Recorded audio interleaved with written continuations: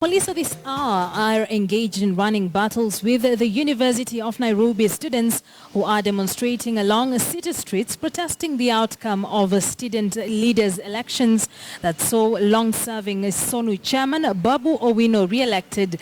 Police are using tear gas canisters to disperse the rioting students.